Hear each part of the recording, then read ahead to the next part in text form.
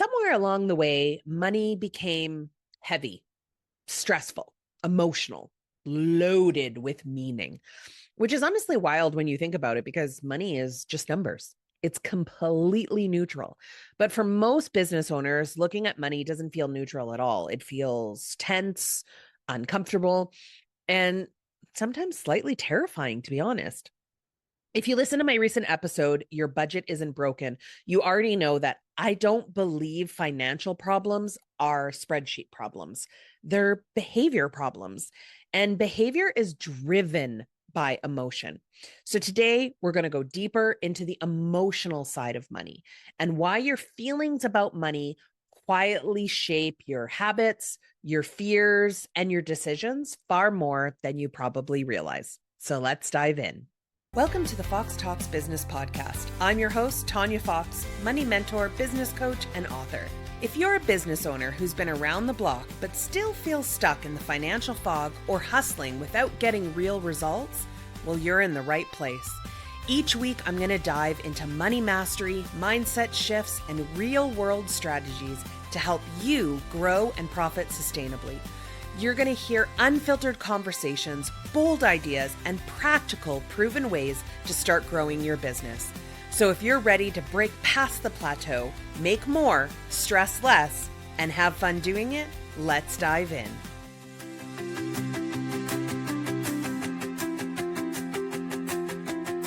So here's something that doesn't get talked about enough. Money is never just money. Money gets tangled up with safety, self-worth, identity, success, fear, control, even shame. Two people can look at a bank balance and have completely different emotional reactions. One person can look at it and see opportunity, where another person sees absolute panic.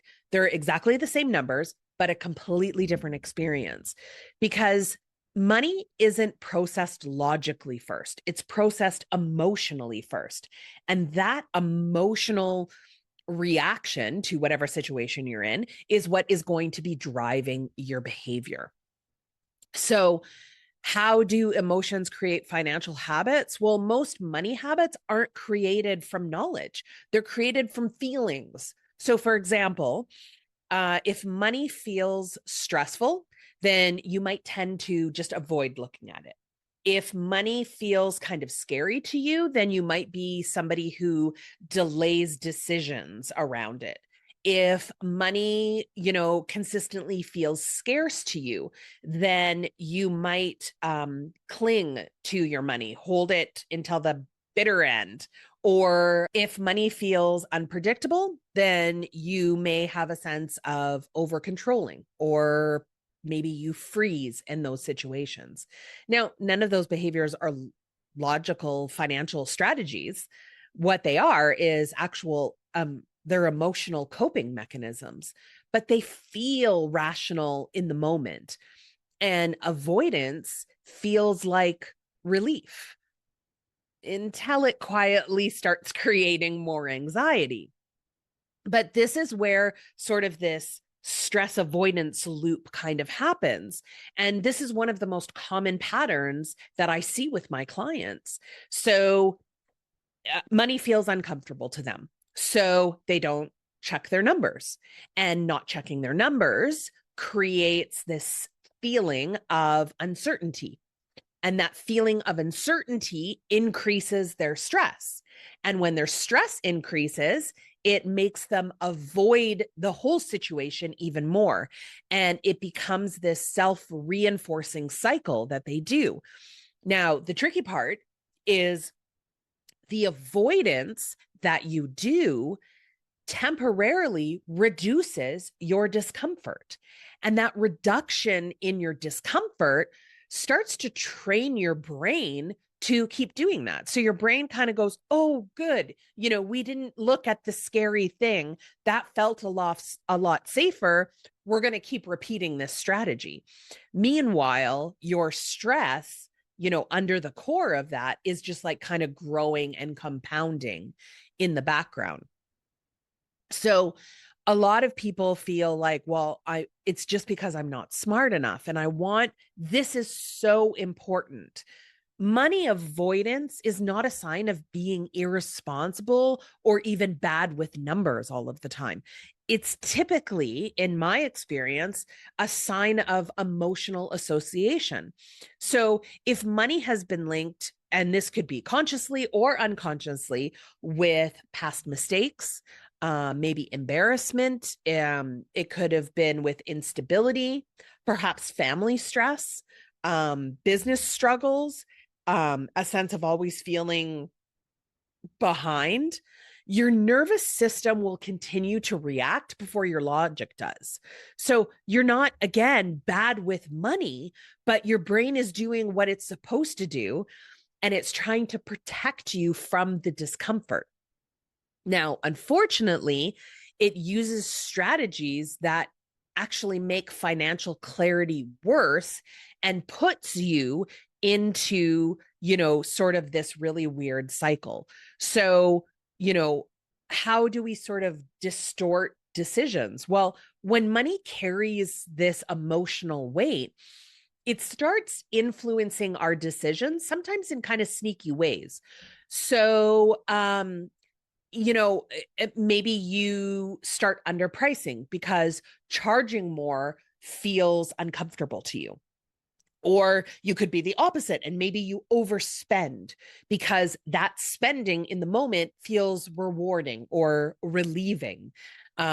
You're just like, this happens a lot with people who are like sort of commission based, right? So you don't have a steady thing, but then all of a sudden you get this big lump sum. So you tend to overspend because you want a reward because you had such a long amount of time that you were going without, sort of waiting for this, commission or whatever to come in. This could be that maybe you delay investments because risk feels very threatening to you. You're constantly going, playing the what if game. You could be a person that hoarding money feels safe. And you kind of hoard that money because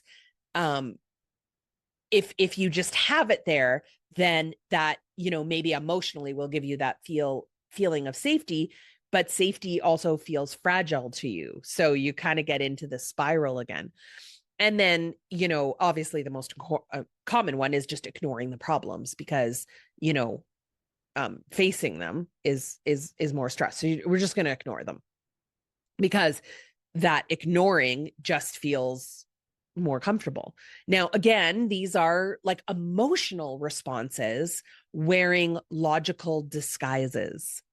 So I want you to hear that again. These are emotional responses wearing logical disguises because in our heads, we don't see them as, oh, I'm reacting to this situation emotionally. We kind of go, no, this is logical. I'm hoarding money and I'm keeping it because I don't want to be without, right? So we sort of convince ourselves that there's logical reasons behind these emotional responses. And this is why, like I had said previously, two equally smart business owners can have very different behaviors to their finances. Skill is not the only variable when dealing with money. Emotion is so huge. And often when I had, a huge accounting practice, this is what I would see was what was left behind. Nobody talks about the emotion behind the numbers. They would just talk about the numbers, and just say, oh, this is just kind of what it is. It's very black and white. And that's why I sort of ventured out into the coaching because I was like, no, there's a lot more to this. There's a lot more to budgeting than just saying, oh, you just need to make 1+1 equal your 2. And I'm like, nope, a lot more to it than that. So what? So now I know some of you are like, okay, great. Like, yeah, I'm like, check, check, check. But now what? Well, I want you to know that your numbers are not a judgment. One of the healthiest shifts that you can make today is stop treating numbers like they're a personal evaluation of you. Your revenue is not your worth. Your bank balance is not your intelligence. And your profit is not your value as a human. I want you to write this on a sticky note and like post it on your computer or by your desk or wherever. Numbers are information, period. Numbers are information. That's it. When numbers start to feel like judgment, people avoid them, right? Because we don't want to be judged. When numbers feel neutral, then you can engage with them more. And engagement is what is going to create that confidence. The number one mistake I see is people will say, if I can just make more money, everything will be okay. If I, can just have more in my bank account, I can regulate myself. So that's not the case. More money is not going to solve this problem. You have to figure out how to deal with where you are, how to engage with your numbers properly, and how to look at your numbers purely as information, not as judgment, right? So if money right now to you is feeling heavy or tense or even just stressful, just plain old stressful, you don't need this huge dramatic financial overhaul. What you need is to start developing safer emotional interactions. So a few simple shifts that you can make is I want you to look at your numbers more often, not less. So this is a hard one to get over, but it's a really important one. Start looking at them more. Frequent exposure is going to reduce that emotional intensity, right? Because you're not all of a sudden going, oh my God, now I have this bill and this bill and this bill and this bill. And oh, it's all coming in at once. And now I'm trying to like redo everything. That frequent exposure is going to help you reduce, again, that emotional instinctual reaction to it. I want you to shorten the money dread window. So what do I mean by that? Well, I want you to do quick check-ins, right?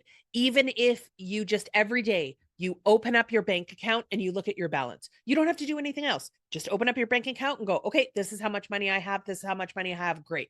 That's how you start your day. That's how I start my day.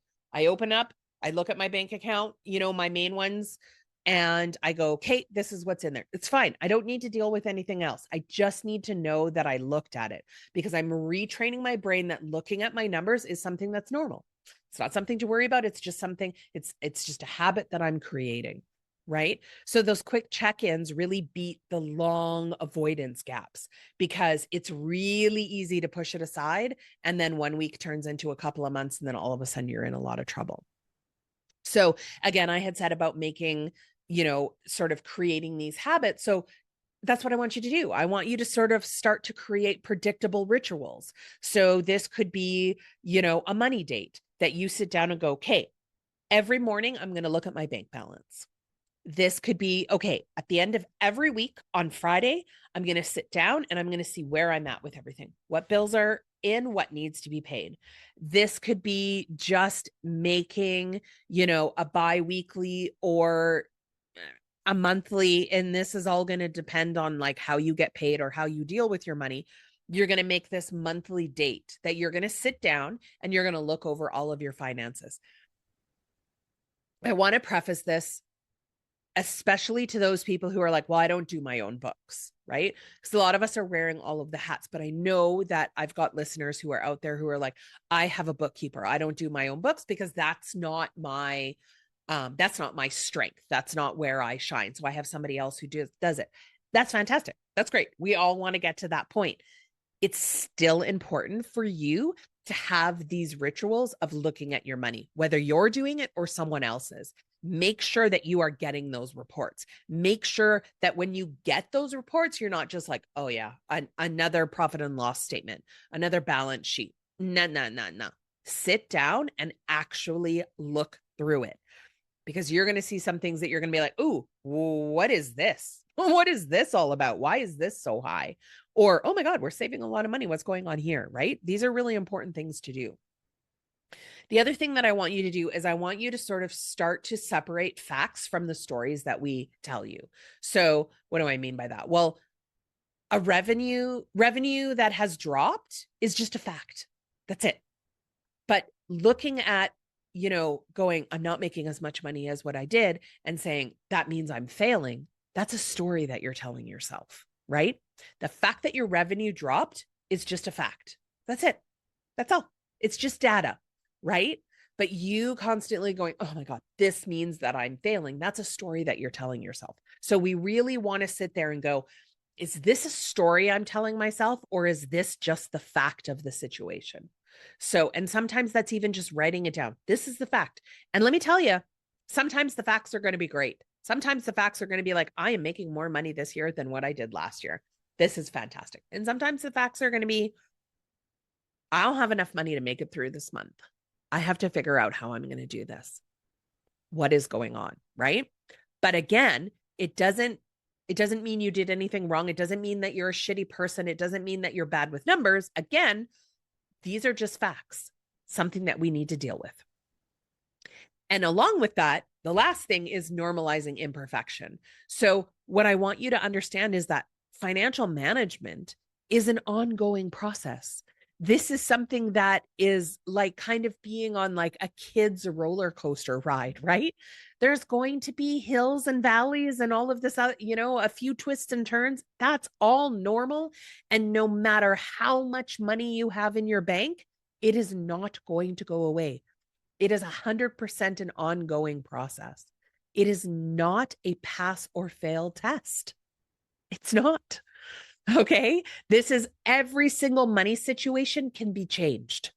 Every single money situation can be changed. Sometimes not in the way you want, but it can be changed. So you need to remember that, whatever situation.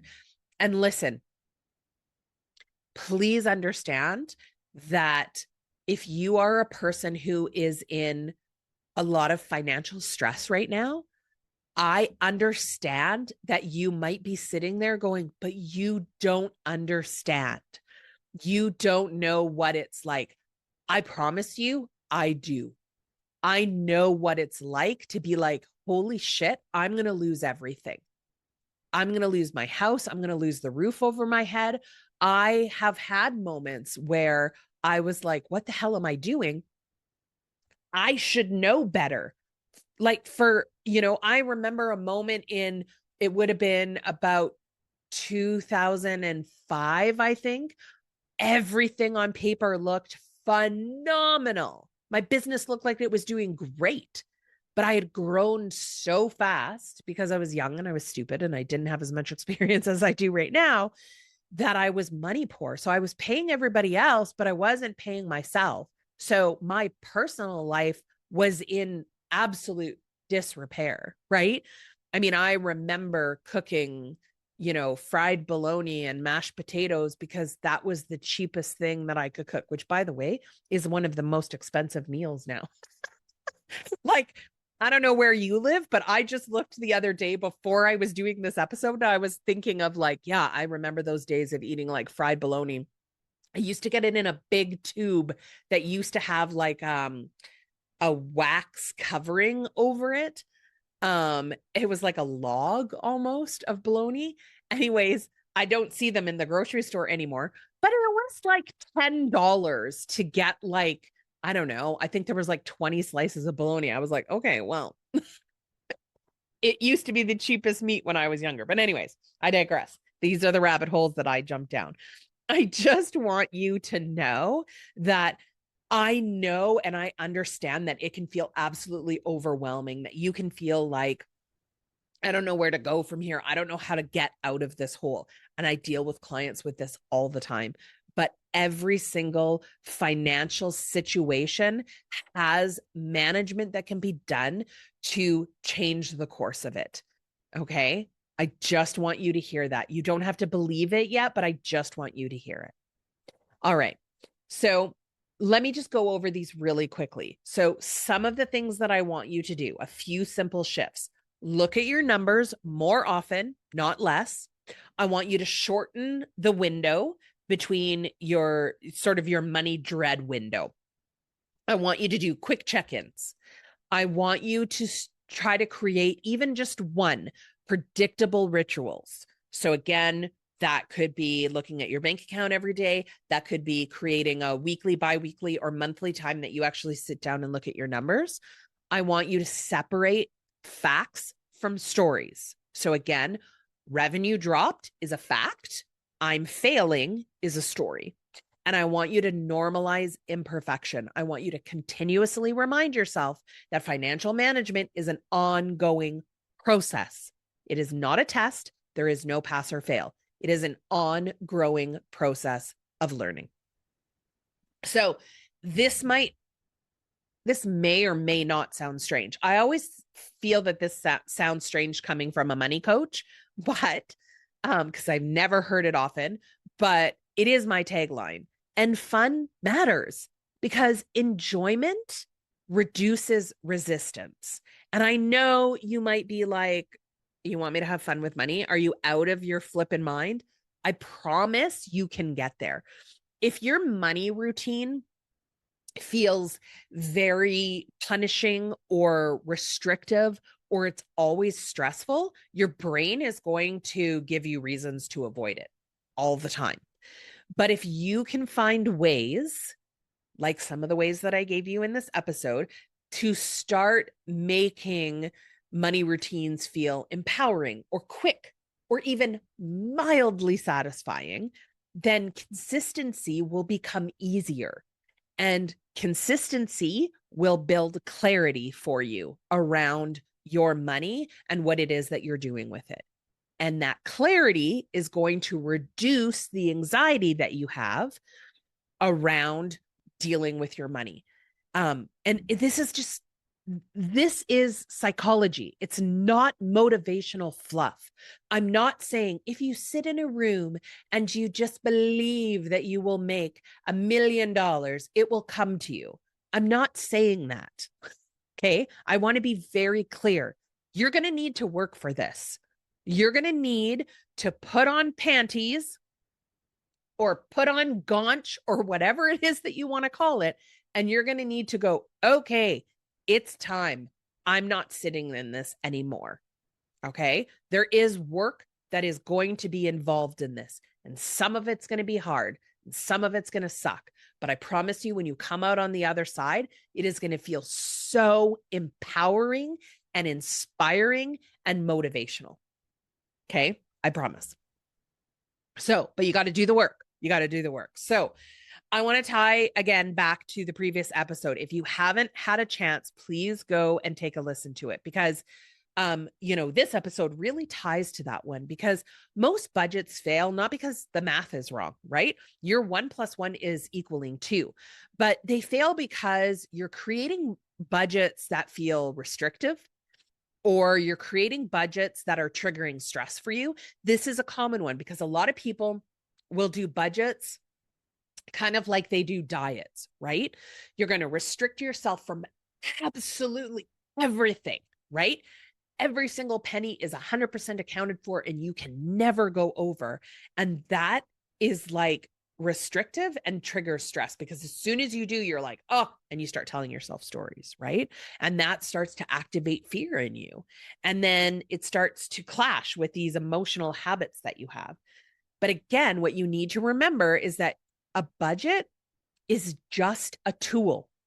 It's just a tool. That's it. And tools only work when your behaviors support them. And your behaviors are emotional, always. They're always just emotional. So really concentrating on your behaviors around money, that's what's going to make the shift for you. So let's do a little bit of a no BS reality check. Avoiding money does not make money less stressful. It just delays the clarity. Financial confidence is not created by earning more first. That one is an important one. Financial confidence is not created by just earning more money first. It's created by starting to engage differently, right? Calm familiarity with your budget and your money beats dramatic income spikes every single time. I promise you. I have watched so many people over the nearly 30 years go through, really, really physically demanding emotional stress over, especially people in commission based. It is so, so, so common where they get these really dramatic income spikes but have no financial clarity. So they spend like they just won the lottery, right?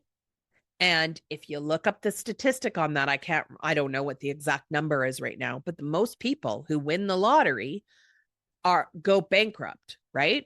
That's a stat. You can look it up to get the exact numbers if you want to. The reason they don't have financial behaviors that were created properly before gaining all of this money. So they use the same behaviors, the same emotional responses to deal with all of this money. So if money to you feels messy, unclear, maybe slightly chaotic, I don't want you to try to fix everything all at once, right? Because that's another stress response. I want you to just start small, right? I want you to just take some simple, practical steps to create some momentum for you without overwhelm, because that momentum is going to start changing your relationship with money. And understanding that your budget is something that is going to change, that the way that you handle your money is a process, and that process is going to evolve and it's going to change and it's going to grow. That is going to serve you far better than trying to get that perfection, right? Trying to be like, I'm going to do this, but I need it to be perfect before I start. If I can get perfection, then I can go through it. It's not going to happen. You'll never get perfection with it. Okay. So, what do I want you to take away from this episode? I want you to take away 5 things. The first thing, money doesn't have to feel heavy. 2, stressful money habits are learned. Okay.